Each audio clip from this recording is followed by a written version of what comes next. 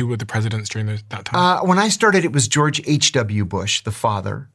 And then it was Bill Clinton, then George W. Bush. There are several different publications. There's the President's Daily Brief, which is the most important.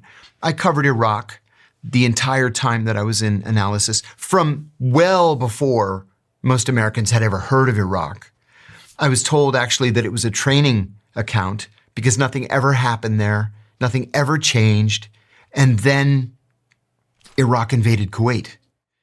The next day, I got to the office early.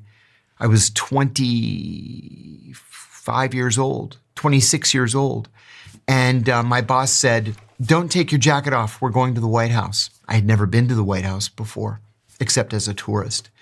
And so we got in a car, went to the White House, we're ushered into the Oval Office. It's the president, the vice president, the national security advisor, the director of the CIA, my boss, and me. And then we all sit down. The president tells us, sit down. We sit down and the president says, "Well, now what do we do?" And everybody turns and looks at me. And it took me a second. And I said, yes. I said, "Mr. President, as you know, Iraqi troops crossed the border at 2:00 this morning. The royal family has run away to Saudi Arabia. They've named a new occupation governor, et cetera, et cetera. Do we know who that is?" I said, "Yes, sir." I gave him the name. And I said, "Actually, he's the co-founder of the Popular Front for the Liberation of Palestine." The vice president shouts, "Jesus Christ!" And then the president says, "Gentlemen, thank you. We'll take it from here." And I remember saying to myself, my friends would never believe in 1,000 years what I was doing right now. They wouldn't even believe me if I told them. That's what an analyst does. When I switched to operations, again, the job was very straightforward. It was to recruit spies to steal secrets. But then if you're involved in counterterrorism operations, there are a lot of extras that you have to be trained in. So you go through the normal spy training. This is how you ingratiate yourself. It's something called the asset acquisition cycle. Spot, assess, develop, recruit. I meet you at a cocktail party. You seem like a nice guy. I introduce myself. I ask, "So what do you do for a living?" "Well, if you tell me you manage a shoe store, I'm going to say, 'Well, it was very nice meeting you.' And I'm going to go on to the next guy. But if you tell me you work at the port, you work in the Ministry of Defense, you work in the Chinese embassy, I'm going to invite you to lunch. I've spotted you, I've assessed you, and my assessment is I'd like to get to know you. Then I begin to develop you. I'll give you an example. I was in Pakistan. I got a tip that Al-Qaeda, a group of mid-level Al-Qaeda fighters, was meeting every single day in a coffee shop at 10 o'clock in the morning. My Arabic was absolutely flawless at the time. And so I had a bushy beard that I grew for operational reasons. Can I hear some of your Arabic? Yeah. Tasharaf b'mariftak. It's nice to meet you.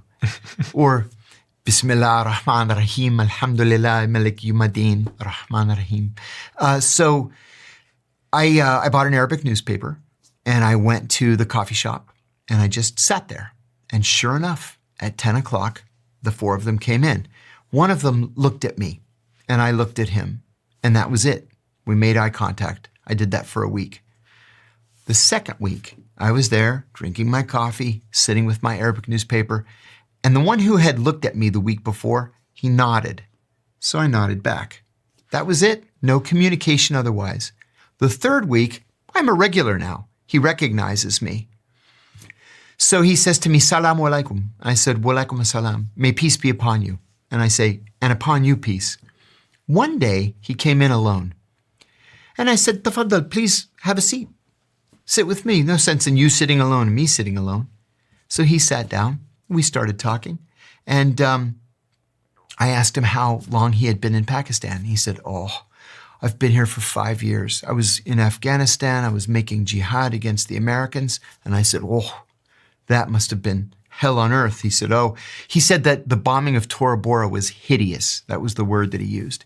It was hideous. And I said, "And what about your family? How's your family?" He said, "My wife and son and daughter are in Cairo. I've never met my son. He was born just after I left to make jihad." I said, "I'm so sorry." And he said, yes, I'm lonely and I want to go home. And we continued this relationship. And finally I said to him, let me take you to dinner. Let's get out of the coffee shop. The truth was I didn't want one of his friends to walk in and see us. So we went to a restaurant for dinner. And I said, listen, there's something that I haven't been truthful with you about. I'm not Lebanese. And I said, and actually, I'm American. Are you okay with that? And he says, I think so. I said, well, actually, I'm a CIA officer. And he says, okay. So he didn't run screaming from the room or pull a gun or anything. And he said, why do you want me? Why do you want to talk to me? I said, actually, you have access to something that I want. It was very specific, and I told him what it was. And he says, and what will you do for me? And I said, anything your heart desires. And he said, I want to go home. I said, I can do that. You wanted information, presumably. I wanted information, very specific information. Which you can't share. No, I'll go right back to prison. So, we got him a passport.